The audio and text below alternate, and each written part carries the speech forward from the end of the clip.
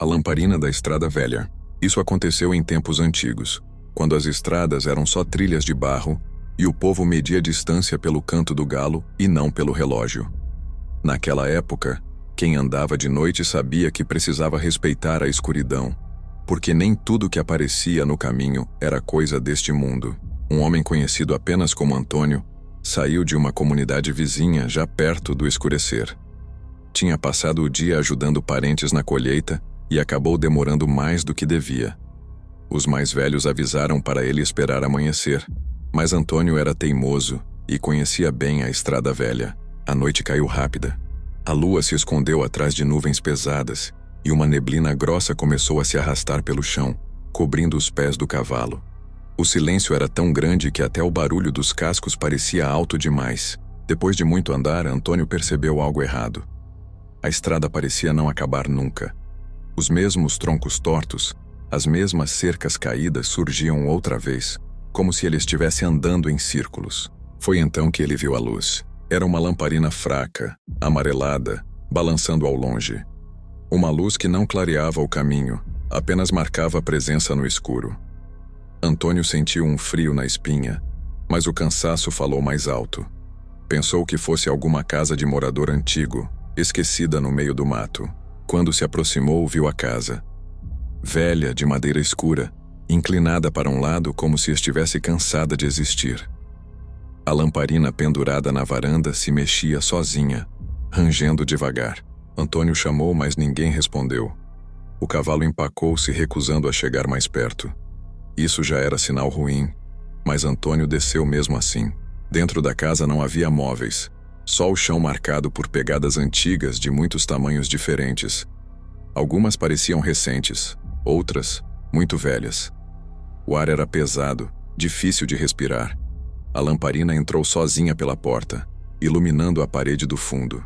Ali havia riscos feitos com faca, marcas e nomes, alguns quase apagados pelo tempo.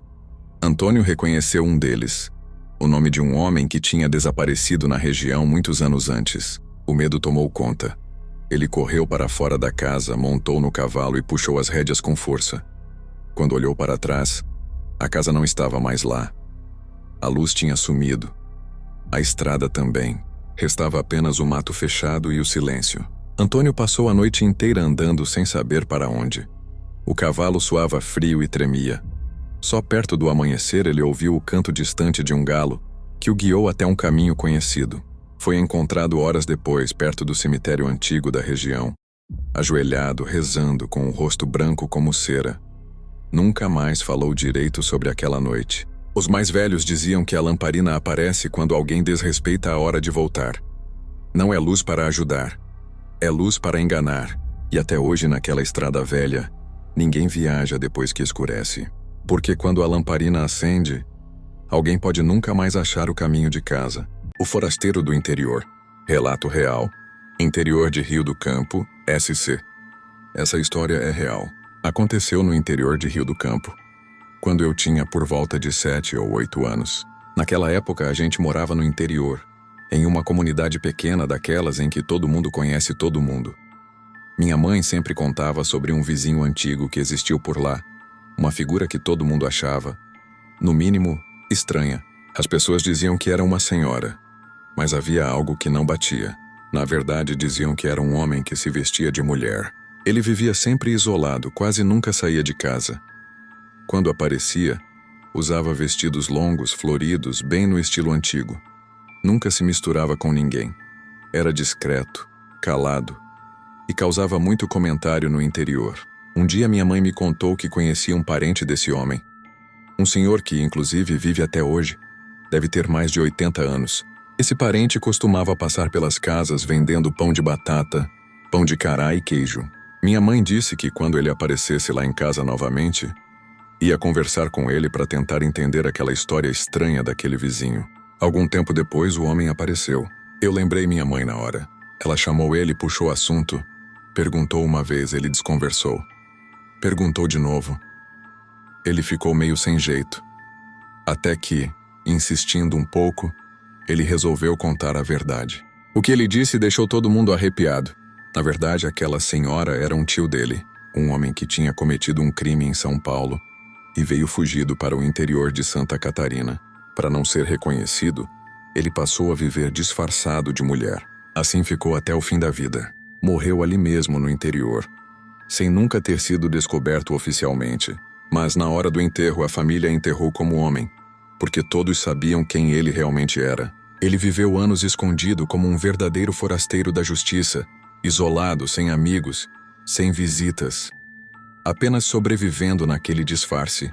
Eu nunca cheguei a conhecê-lo pessoalmente, mas minha mãe e meu pai conheceram. E até hoje quem viveu naquela época diz a mesma coisa. Era uma figura muito estranha. Uma senhora que, na verdade, era um homem fugindo do passado.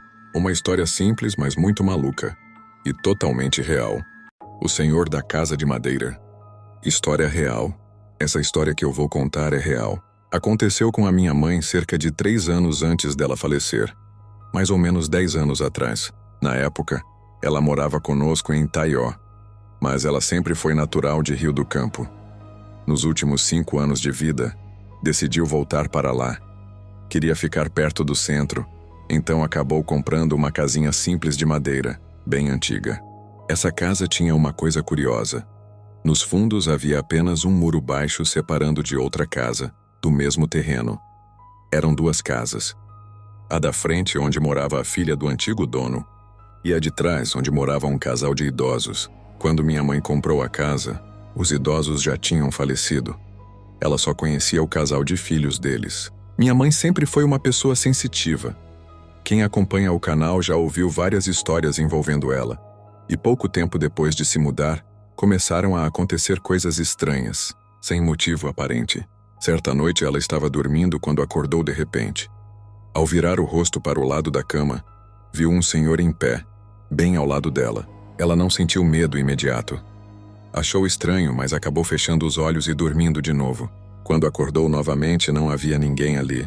Depois disso, as aparições começaram a se repetir. Ela dizia que de vez em quando via aquele mesmo senhor dentro da casa, sempre em silêncio, apenas observando. Até que um dia, ela foi até a casa dos fundos, a antiga casa dos idosos. Entrou na sala e percebeu um retrato na parede.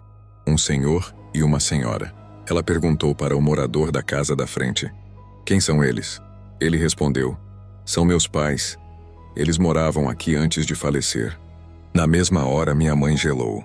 Era exatamente o mesmo senhor que ela vinha vendo dentro da casa dela. Depois disso, ela mandou rezar uma missa, fez orações. Não sei exatamente o que mais foi feito. Ela nunca entrou em detalhes. Talvez para não me assustar, já que eu dormia lá com ela algumas vezes. O assunto simplesmente parou, mas ela nunca disse que deixou de ver o senhor. Ela só parou de contar.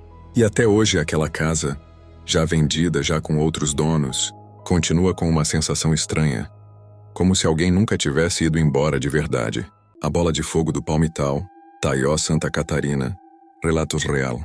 Essa história é de um amigo meu, um homem simples do interior, hoje com cerca de 55 anos. O que ele viveu aconteceu há mais ou menos 15 anos, aqui mesmo na cidade de Taió, Santa Catarina.